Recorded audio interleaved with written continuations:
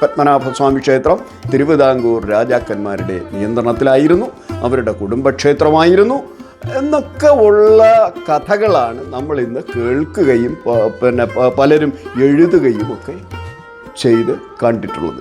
ചേര സാമ്രാജ്യം തകർന്ന ഒരു സന്നിഗ്ധ ഘട്ടത്തിൽ സാമന്ത രാജ്യങ്ങൾ, ഏകദേശം 60ഓളം സാമന്ത രാജ്യങ്ങൾ, കേരളത്തിനുള്ളിലെ 60ഓളം വരുന്ന സാമന്ത രാജ്യങ്ങൾ സ്വാതന്ത്ര്യം പ്രഖ്യാപിച്ചു. ക്ഷേത്ര രാജ്യങ്ങളെന്ന് നമ്മൾ ചരിത്രത്തിൽ പറയുകയും പാരമ്പര്യമായി ഇവയെ സങ്കേതങ്ങൾ എന്ന് പറയുകയും ചെയ്യും. ഈ സങ്കേതങ്ങളുടെ ഭരണാധികാരം ഒരു ഊരാള സഭ എന്ന് പറയുന്ന ബ്രാഹ്മണ സമിതിക്കായിരിക്കും. ക്ഷേത്രത്തിൻ്റെ ഭരണം നടത്തുന്നത് പ്രധാനമായും 3 കോയ്മകളാണ്.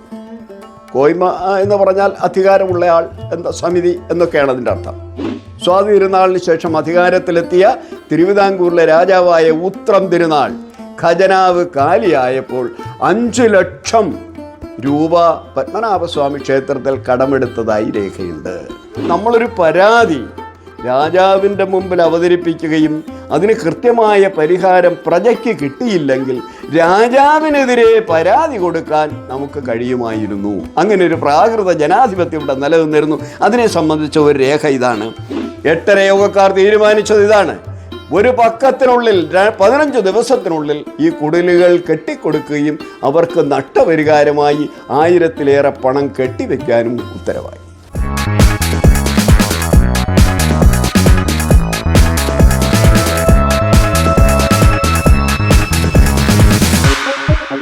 ലോകശ്രദ്ധയെ ആകർഷിച്ച പത്മനാഭ സ്വാമി ക്ഷേത്രവും ആ ക്ഷേത്രത്തിലെ സ്വത്തും അതുമായി ബന്ധപ്പെട്ട തർക്കങ്ങളും കോടതി വിധികളും ഒക്കെയാണ് നമ്മളിന്ന് ചർച്ച ചെയ്യുന്നത്. വളരെ പ്രധാനമായി അതിൻ്റെ അധികാരത്തിനെ സംബന്ധിച്ച തർക്കത്തിലേക്കാണ് നമ്മൾ ശ്രദ്ധയൂന്നുന്നത്. അപ്പോൾ പത്മനാഭസ്വാമി ക്ഷേത്രം ലോകപ്രസിദ്ധിയിലേക്ക് വരുന്നത് തന്നെ അതിൻ്റെ സ്വത്തിനെ സംബന്ധിച്ച വിവരങ്ങൾ പുറത്തു വരുമ്പോഴാണ്. അതുമായി ബന്ധപ്പെട്ട് സുപ്രീം കോടതിയിൽ കേസുണ്ടാവുകയും ആ കേസിനെ സംബന്ധിച്ചുള്ള അന്വേഷണങ്ങളും അതിൻ്റെ റിപ്പോർട്ടുകളുമൊക്കെയാണ് ഇത് പ്രസിദ്ധിയിലേക്ക് ഉയരുന്നതിന് പ്രധാന കാരണമായി തീർന്നത്. ഇവിടെ നമ്മൾ അതിൻ്റെ അധികാരത്തിനെ സംബന്ധിച്ച് നമ്മൾ കൂടുതൽ അറിയണമെങ്കിൽ കേരളത്തിൻ്റെ ചരിത്രത്തിലേക്ക് തന്നെ നമ്മളൊന്ന് കണ്ണോടിക്കേണ്ടതുണ്ട്. നമുക്കറിയാം, 2ാം ചേര സാമ്രാജ്യം കൊടുങ്ങല്ലൂരിലെ മഹോദയപുരം പട്ടണം കേന്ദ്രമാക്കി 2ാം ചേര സാമ്രാജ്യം 9ാം നൂറ്റാണ്ടിൻ്റെ തുടക്കത്തോടുകൂടി ആരംഭിക്കുകയും ഏകദേശം 300 കൊല്ലങ്ങൾക്ക് ശേഷം, അതായത് 12ാം നൂറ്റാണ്ടിൻ്റെ തുടക്കം 1102 ചേര ചോള യുദ്ധത്തെ തുടർന്ന് ചേര സാമ്രാജ്യം തകരുകയും ചെയ്തു. ചേര സാമ്രാജ്യം തകർന്ന ഒരു സന്നിഗ്ധ ഘട്ടത്തിൽ സാമന്ത രാജ്യങ്ങൾ, ഏകദേശം 60ഓളം സാമന്ത രാജ്യങ്ങൾ, കേരളത്തിനുള്ളിലെ 60ഓളം വരുന്ന സാമന്ത രാജ്യങ്ങൾ സ്വാതന്ത്ര്യം പ്രഖ്യാപിച്ചു. അതിനകത്ത് തൃപ്പാപ്പൂര്, കൊല്ലം, കൊട്ടാരക്കര, നെടുമങ്ങാട് തുടങ്ങിയ ഏകദേശം ഓരോ താലൂക്കിനോളം വലുപ്പമുള്ള രാജ്യങ്ങൾ സ്വാതന്ത്ര്യം പ്രഖ്യാപിക്കാനുണ്ടായി. എന്നാൽ അതിനിടയിൽ ആരും ശ്രദ്ധിക്കാതെ പോയ വളരെ പ്രധാനപ്പെട്ടൊരു കാര്യം, ബ്രാഹ്മണാധിപത്യത്തിൽ നിലനിന്നിരുന്ന പല ക്ഷേത്രങ്ങളും സ്വാതന്ത്ര്യം പ്രഖ്യാപിച്ചു. രാജാധികാരത്തിൽ നിന്ന് വിട്ടുമാറി അവർ സ്വാതന്ത്ര്യം പ്രഖ്യാപിക്കുകയുണ്ടായി. ഇതിൻ്റെ പേര് സങ്കേതം എന്നാണ്. അത്തരം ബ്രാഹ്മണ സമിതികൾ ഭരിക്കുന്ന ടെമ്പിൾ സ്റ്റേറ്റ്സ് അഥവാ ക്ഷേത്ര രാജ്യങ്ങൾ ഉയർന്നു. അത്തരം ചില പ്രധാനപ്പെട്ട ക്ഷേത്ര രാജ്യങ്ങളിലൊന്നാണ് ശ്രീ പത്മനാഭസ്വാമി ക്ഷേത്രവും അതിൻ്റെ ചുറ്റുവട്ടങ്ങളും, ഇരിങ്ങാലക്കുട ക്ഷേത്രവും അതിൻ്റെ ചുറ്റുവട്ടങ്ങളും, ഏറ്റുമാനൂർ ക്ഷേത്രങ്ങളും അതുമായി ബന്ധപ്പെട്ട സ്വത്തുക്കളും, അതുപോലെ തന്നെ ഇണ്ടന്തുരുത്തി മനയുടെ നിയന്ത്രണത്തിലുള്ള നമ്മുടെ വൈക്കം മഹാദേവ ക്ഷേത്രവും ഒക്കെ ഇത്തരം ടെമ്പിൾ സ്റ്റേറ്റുകളായിരുന്നു.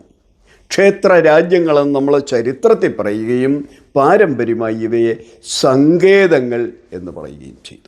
ഈ സങ്കേതങ്ങളുടെ ഭരണാധികാരം ഒരു ഊരാള സഭ എന്ന് പറയുന്ന ബ്രാഹ്മണ സമിതിക്കായിരിക്കും. ഇപ്പോൾ തിരുവനന്തപുരത്ത് നമുക്കറിയാം, പത്മനാഭസ്വാമി ക്ഷേത്രത്തിൻ്റെ ഭരണസമിതി എന്ന് പറയുന്നത് 8 യോഗം പോറ്റിമാരാണ്. നമ്മൾ തിരുവല്ല അതുപോലെ ഒരു സങ്കേതമായിരുന്നു.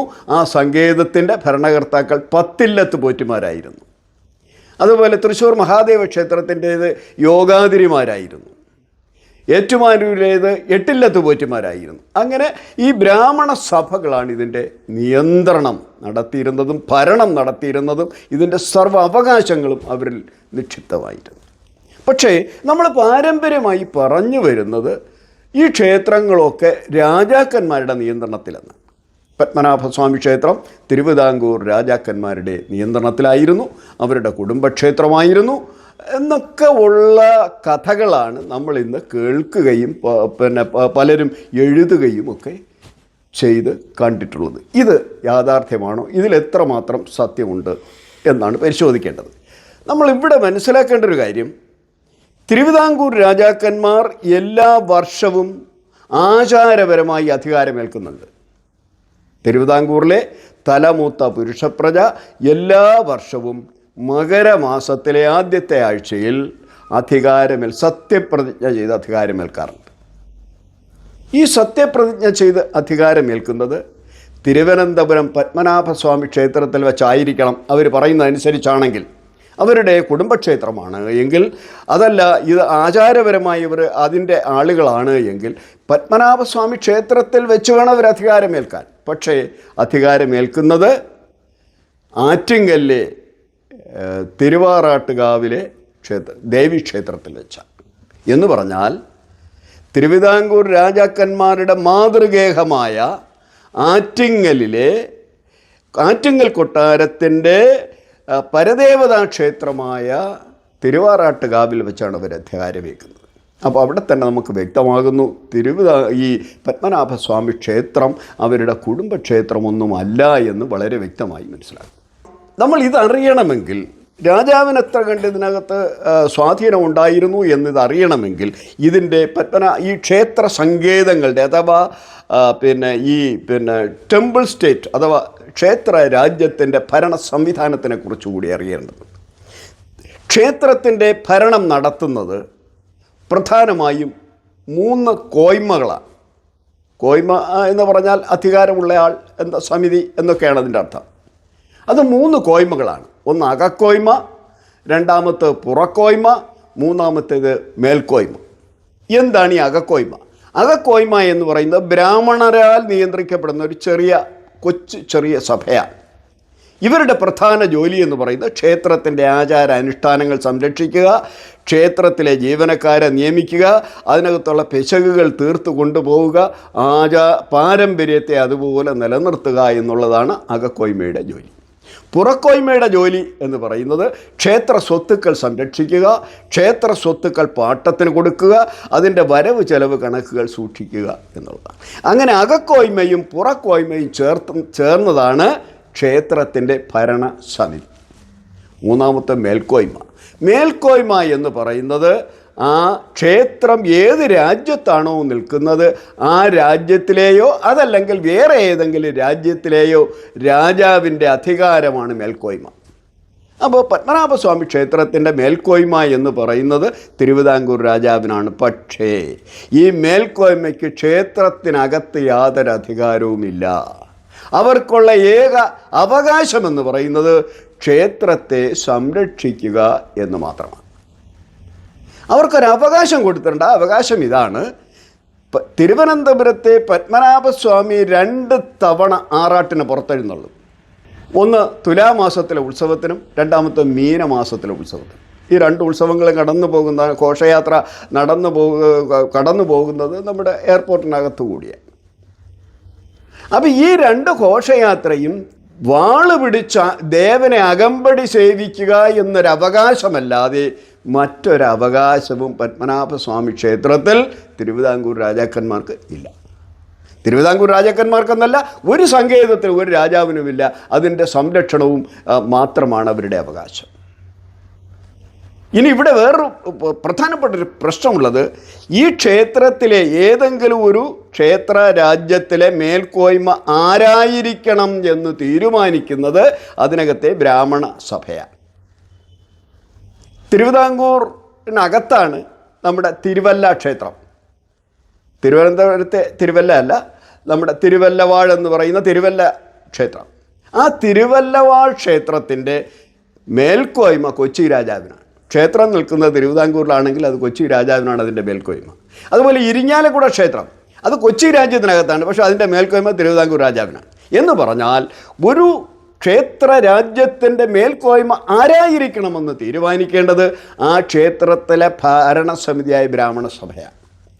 ഒരു ക്ഷേത്രത്തിൻ്റെ മേൽക്കോയ്മ കൈയാളുക എന്ന് പറയുന്നത് രാജാവിനെ സംബന്ധിച്ചും വളരെ അഭിമാനകരമായ കാര്യമാണ്. ഇവിടെ മറ്റൊരു കാര്യം കൂടി നമ്മൾ മനസ്സിലാക്കേണ്ടത്, ഈ ക്ഷേത്രരാജ്യം അഥവാ സങ്കേതമെന്ന് പറയുന്നത് ഒരു ബാങ്കാണ്. പണം കൊടുക്കുകയും വാങ്ങുകയും ചെയ്തിരുന്നു അതിനകത്ത്. സ്വാതി തിരുനാളിന് ശേഷം അധികാരത്തിലെത്തിയ തിരുവിതാംകൂറിലെ രാജാവായ ഉത്രം തിരുനാൾ ഖജനാവ് കാലിയായപ്പോൾ 5 ലക്ഷം രൂപ പത്മനാഭസ്വാമി ക്ഷേത്രത്തിൽ കടമെടുത്തതായി രേഖയുണ്ട്. ഇതുപോലെ ഇതൊരു യുദ്ധ നിരോധന മേഖലയാണ്. അതിനകത്ത് ആയുധം കൊണ്ടൊന്നും ആർക്കും ക്ഷേത്രത്തിനകത്ത് പ്രവേശിക്കാൻ പാടില്ല, രാജാവാണെങ്കിൽ പോലും. മൂന്നാമത്തേത്, അതിനകത്ത് രക്തം ചിന്താൻ പാടില്ല. അതിനകത്ത് വെച്ച് കയ്യേറ്റങ്ങളും അതിക്രമങ്ങളും നടത്താൻ പാടില്ല.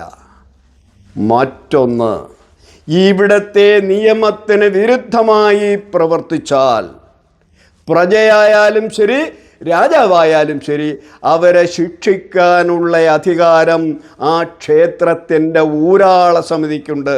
സാങ്കേതികമായി പറഞ്ഞാൽ പത്മനാഭസ്വാമി ക്ഷേത്രത്തിലെ 8 യോഗക്കാർക്ക് തിരുവിതാംകൂർ രാജാക്കന്മാരെ പോലും ശിക്ഷിക്കാനുള്ള അധികാരങ്ങളുണ്ടായിരുന്നു. അങ്ങനെ 15ഓളം തിരുവിതാംകൂർ രാജാക്കന്മാരെ ശിക്ഷിച്ചതിൻ്റെ രേഖ ഇന്നും നമുക്ക് പുരാരേഖകളിൽ ലഭ്യമാണ്. ആ പുരാരേഖയെ സംബന്ധിച്ചിടത്തോളമുള്ള ഒരു ഭാഗം മാത്രം ഞാൻ തെളിവിന് വേണ്ടി നിങ്ങളുടെ മുമ്പിൽ സമർപ്പിക്കുകയാണ്. ആ രേഖ ഇതാണ്. തിരുവനന്തപുരം പത്മനാഭസ്വാമി ക്ഷേത്രത്തിൽ കൊല്ലവർഷം 500-ാം ആണ്ട് മുതൽ 923-ാം ആണ്ട് വരെയുള്ള ഗ്രന്ഥവരി പരിശോധിക്കുന്നതായാൽ തിരുവിതാംകൂറിലെ രാജാക്കന്മാർ തങ്ങളുടെ പ്രവൃത്തി കൊണ്ടും വീഴ്ച കൊണ്ടും ചെയ്തിട്ടുള്ള പാപങ്ങൾക്ക് സമാധാനം പറയേണ്ടിയിരുന്നതായി കാണാം. ദേവസ്വത്തിലെ ചില ജോലിക്കാരെ കൊല്ലിച്ച വകയ്ക്കായി കുന്നന്മേൽ ഇളയിടം വീരകേരളവർമ്മ, കുന്നന്മേൽ ഇളയിടം എന്ന് പറയുന്നത് കൊട്ടാരക്കര രാജാവാണ്, കുന്നന്മേൽ ഇളയിടം വീരകേരളവർമ്മ തിരുവടി 30,000 പണം പിഴയൊടുക്കിയതായിട്ടുണ്ട്. ചില ദേവസ്വം ജീവനക്കാരെ സങ്കേതത്തിൽ വെച്ച് കൊല്ലം 863-ാം ആണ്ട് മേടമാസം 4-ാം തീയതി കൊന്നതിലേക്കായി ചിറവ മൂത്തഭണ്ഡാരത്തിലായ കീഴ്പേരൂർ ശ്രീ വീരരാമവർമ്മ തമ്പുരാൻ ദേവസ്വത്തിലേക്ക് പിഴയായി ഒരു ആനയെ നടക്കി വച്ചിട്ടുണ്ട്. ശ്രീപത്മനാഭൻ്റെ സങ്കേതത്തിനുള്ളിൽ വച്ച് ചില ക്രൂരകൃത്യങ്ങൾ ചെയ്തതിന് കീഴ്പേരൂർ ശ്രീ ആദിത്യവർമ്മ രാജാവിന് 1200 പണം മുതലെടുപ്പുള്ള സ്ഥലങ്ങൾ വിട്ടുകൊടുക്കേണ്ടതായും വന്നിട്ടുണ്ട്. ഇത് കൊല്ലം 894-ാം ആണ്ടിലാകുന്നു. ഇത് മൂന്ന് വിവരങ്ങളാണ് ഞാൻ ഈ പറഞ്ഞത്. ഈ 3 രാജാക്കന്മാർ, കൊല്ലത്തെയും കൊട്ടാരക്കരയും നെടുമങ്ങാട്ടെയും രാജാക്കന്മാർ ക്ഷേത്ര നിയമത്തിന് വിരുദ്ധമായി പെരുമാറിയതിന് അവരെ ശിക്ഷിച്ച രേഖയാണിത്. അവർ പിഴയൊടുക്കി. ഇതിന് പറയുന്ന ഒരു മനോഹരമായ പേരാണ് പ്രായശ്ചിത്തം. പ്രായശ്ചിത്തനെ പിഴയൊടുക്കൽ, കോടതി ശിക്ഷിക്കുന്ന പോലെ പിഴയൊടുക്കൽ തന്നെയാണ് ഇത് ചെയ്തത്. ഇനി മറ്റൊന്നു കൂടി പറയാനുണ്ട്, വളരെ കൗതുകകരമായ മറ്റൊരു കാര്യം കൂടിയുള്ളത്.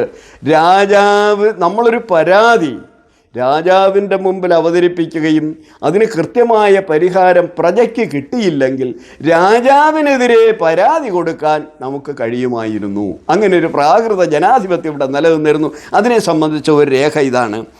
കന്യാകുമാരി ജില്ലയിൽപ്പെട്ട പുലിയൂർ കുറിച്ചി എന്ന സ്ഥലത്ത് കുറേ മുക്കുവർ, കടപ്പുറത്തുള്ള മുക്കുവർ ഒന്നടങ്കം ക്രിസ്തുമതത്തിലേക്ക് പരിവർത്തനം ചെയ്യപ്പെട്ടു. അവരവിടെ ഒരു പള്ളിയൊക്കെ കെട്ടി ആരാധന നടന്നു വരവേ, ഇത് 16-ാം നൂറ്റാണ്ടിലെ സംഭവമാണ് ഈ പറയുന്നത്. നടന്നു വരവേ അവിടുത്തെ ഓർത്തഡോക്സുകളായ ഹിന്ദുക്കളൊക്കെ കൂടി ഈ പള്ളിയെയും അവിടെ അവരുടെ കുടിലുകളെയും കത്തിച്ചു കളഞ്ഞു. അപ്പോൾ ഇവർ ക്രിസ്തുമതത്തിലേക്ക് കൺവേർട്ട് ചെയ്തതിന് കാരണക്കാരൻ നമ്മുടെ സെൻറ്റ് സേവിയറാണ്. വിശുദ്ധ സേവിയർ വന്ന് കടപ്പുറത്തുള്ളവരെ മുഴുവൻ, കൊച്ചു മുതൽ ഏതാണ്ട് കന്യാകുമാരി വരെയുള്ള കടപ്പുറത്തുള്ള മുഴുവൻ ഏറെക്കുറെ ആളുകളെ ക്രിസ്തുമതത്തിലേക്ക് കൺവേർട്ട് ചെയ്യപ്പെട്ട കൂട്ടത്തിൽ കൺവേർട്ട് ചെയ്യപ്പെട്ട ആളുകളാണ് പുലിയൂർ കുറിച്ചി അഥവാ രാജാക്കമംഗലം എന്നും അറിയപ്പെടുന്ന ആ സ്ഥലത്തുള്ള മുക്കുവർ. ഇവർ പടലയോടുകൂടി ക്രിസ്തു മതത്തിലേക്ക് പോയപ്പോൾ ഇവിടുത്തെ ഓർത്തഡോക്സുകളായ ഹിന്ദുക്കൾ ചെന്ന് ഇത് മുഴുവൻ കത്തിച്ചു. ഉടൻ തന്നെ ആ പള്ളിയുടെ അധികാരിയായ ഹരിചന്ദ്ര പാതിരി, നമ്മൾ ശ്രദ്ധിക്കണം, അന്ന് പേര് പോലും ഹിന്ദുവിൻ്റെയോ ക്രിസ്ത്യാനിയുടെ പേരെന്ന് പറഞ്ഞ് വകതിരിച്ചറിയാൻ കഴിയാത്ത രീതിയിലുള്ളൊരു ഐക്യമൊന്നും നിലനിന്നിരുന്നു. ഹരിചന്ദ്ര പാതിരി എന്ന് പറയുന്ന പള്ളിയിലെ അച്ഛൻ അവിടുത്തെ സാധാരണക്കാരായ ആളുകളെയൊക്കെ വിളിച്ചുകൊണ്ട് നേരെ കൊട്ടാരത്തിലേക്ക് വന്നു. അന്ന് തിരുവിതാംകൂറിലെ കൊട്ടാരം എന്ന് പറയുന്നത് ഇന്ന് പത്മനാഭപുരത്താണ്, തക്കലയാണ്. അവിടെ ചെന്നു, രാജാവിനെ കണ്ടു. ഉദയമാർത്താണ്ഡവർമ്മയാണ് അന്നത്തെ രാജാവ്. അദ്ദേഹത്തിനെ കണ്ട് പരാതി പറഞ്ഞു. പക്ഷേ രാജാവിനൊരു പേടി. കാര്യം ഇവിടുത്തെ സവർണ ഹിന്ദു സമൂഹത്തിനെതിരെ എന്തെങ്കിലും മിണ്ടിയാൽ അല്ലെങ്കിൽ എന്തെങ്കിലും പ്രവർത്തിച്ചാൽ തനിക്കെതിരെ ആരോപണം വരുമോ എന്നുള്ള പേടി കൊണ്ട് രാജാവ് ഈ പരാതി ശ്രദ്ധിക്കാതെ പോയി. ഉടൻ തന്നെ അവിടുന്ന് ഹരിചന്ദ്രപാതിരിയുടെ നേതൃത്വത്തിൽ ഈ അവശരായ അല്ലെങ്കിൽ ഈ വീടും കുടിയുമൊക്കെ നഷ്ടപ്പെട്ട മുക്കുവർ നേരെ തിരുവനന്തപുരത്ത് പത്മനാഭസ്വാമി ക്ഷേത്രത്തിൻ്റെ പടിഞ്ഞാറേ നടയിലെത്തി അവിടെ ഉതിരക്കൂറ കെട്ടി. ഉതിരക്കൂറ എന്ന് പറയുന്നത് രുധിരക്കൂറ, അതായത് ചുവന്ന പട്ട്.